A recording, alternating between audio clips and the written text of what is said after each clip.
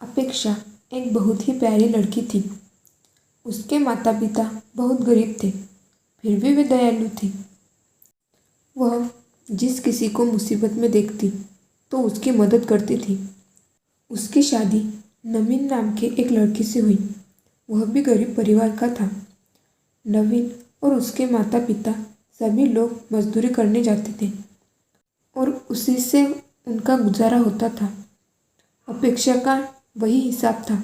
अगर कोई उसके पास मांगने आता तो वह उसे दे देती। कभी कोई पड़ोसन आ जाती है और कहती है, बहन तुम्हारे पास थोड़ी सी चीनी होगी, आज हमारे यहाँ चीनी खत्म हो गई है। मेरा बेटा वैसे दूध नहीं पीता, तो वह उसको कटोरी में चीनी दे देती। तभी कोई पड़ोसन आ जाती और कहती, बहू कुछ रुपए उधार दे दो, मैं अपनी बच्ची की दवा लेने जा रही हूँ, मेरे पास पैसे नहीं हैं, तुम्हें वापस कर दूंगी। तो अपेक्षा दे देती। उसकी सास उसे डांटती, तुमने क्या धर्मशाला खोल रखी है? हम लोग कौन से अमीर हैं? कोई न कोई तुमसे मांगने चला आता है और तुम उसे दे देती हो। फिर ऐसा होने लगा कि अपेक्षा सबके सामने किसी को कुछ नहीं देती थी, लेकिन फिर चुपके से दे देती थी।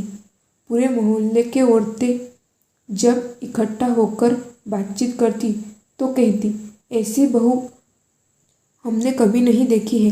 वह तो बहुत अच्छी है, इनके घर तो लक्ष्मी आ गई है। लेकिन बेचारी बहुत तकलीफ भोग रही थी।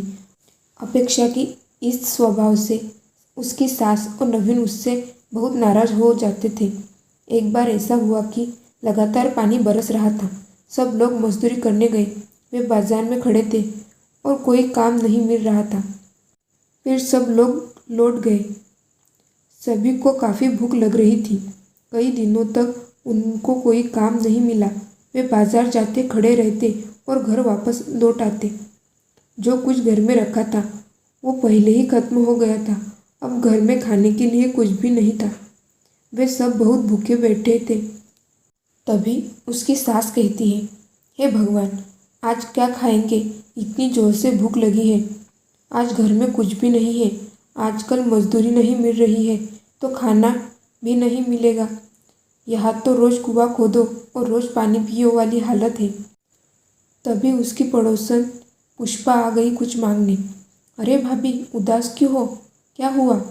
तब अपेक्षा कहती है, आज हमारे यहाँ कुछ नहीं है। इतना सुनते ही पुष्पा अपने घर गई और दाल चावल और सब्जी ले आई। अभी खाना बना लो, तुमने हमारी बहुत मदद की थी। अब अपेक्षा ने चूल्हा जलाया। पहले दाल चावल और सब्जी बनाई और रोटियां सेकने लगी। तब अपेक्षा कहती है, अम्मा जी आइए खाना खा लीजिए। सब लोग खाना खाने के लिए बैठे ही थे कि बाहर से आवाज़ आई।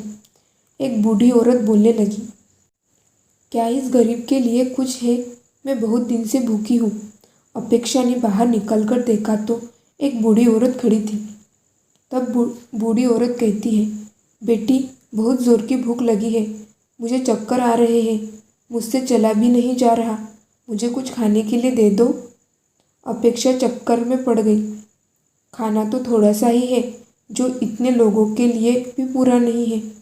वह सोचने लगी, हे भगवान, मैं अब क्या करूं? इस बूढ़ी औरत को खाना तो देना ही चाहिए। इतनी कमज़ोर है, भूखी भी है और कमज़ोर भी है। इन्हें खाना दिए बगैर मैं इन्हें कैसे लौटा सकती हूँ? तब तक उसकी सास बाहर आकर बोली, खाना वाना कुछ नहीं है यहाँ, और बहू तुम केवाड़ बंद कर दो, ज़्यादा चक्कर में मत पड़ो। बूढ़ी औरत कहती है, बेटी मुझ पर थोड़ी दया करो, मैं बहुत दुखी हूँ, आज तो लगता है भूख से मर ही जाऊंगी। ऐसा कहकर वह बैठ गई और आंसू बहाने लगी। अपेक्षा दौड़कर आई और अपने सास से बोली, अम्मा उन्हें खाना दे दो, वो बहुत भूखी है, कहीं ऐसा ना हो कि उन्हें कुछ हो जाए। अपेक्षा की सास उसे डांटते हुए कहती है, हमारी तुम्हें परवाह है कि नहीं? वो भिखारन कहाँ से चली आई तो उसकी परवाह है तुम्हें? अपेक्षा कहती है, पर अम्मा ज़रा सोचो, हमें भी तो 2 दिन हो गए कुछ नहीं खाया, हमको भी तो चक्कर आ गए। अपेक्षा ने तो बाहर देखा तो वह बूढ़ी महिला बाहर बैठकर रो रही थी।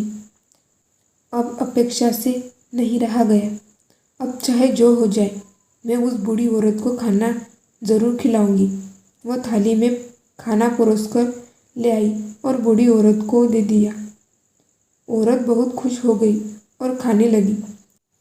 बूढ़ी औरत कहती है, खाना बहुत स्वादिष्ट है। तुमने खाना बहुत अच्छा बनाया।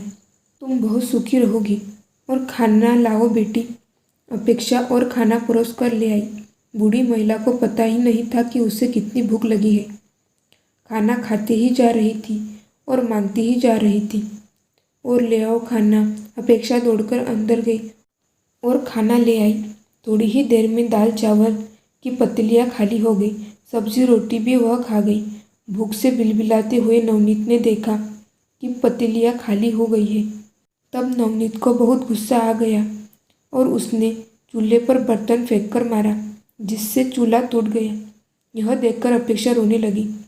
चूल्हा तो टूट गया, अब खाना किस पर बनाऊंगी? बूढ़ी औरत कहती है, तुम परेशान न हो बेटी, मैं ऐसा चूल्हा बनाकर दूंगी कि वह कभी नहीं टूटेगा। उस पर तुम खूब खाना बनाना और कोई भूखा आए तो उसे खूब खिलाना। और उसने वही की थोड़ी सी मिट्टी उठाई और अपेक्षा से पानी मांगा और मिट्टी गूंदने लगी और एक नया चूल्हा बनकर रख दिया। बूढ़ी औरत कहने लगी, बेटी इस चूल्हे पर खाना बनाओगी ना तो तुम मुझे याद करोगी। तुम्हारे यहाँ कुछ नहीं है। तुम जिस चीज़ को बनाना चाहो उसका नाम लेकर इस पतीले पर देख लेना। ऐसा कहकर वह वहाँ से चली गई। अपेक्षा पतीली चूल्हे पर रखती, मैं तो दाल बनाऊंगी कहती। चूल्हे में लकड़ियाँ अपने आप जलने लगी और खाली पतीले में दाल भर भर कर उबलने लगी।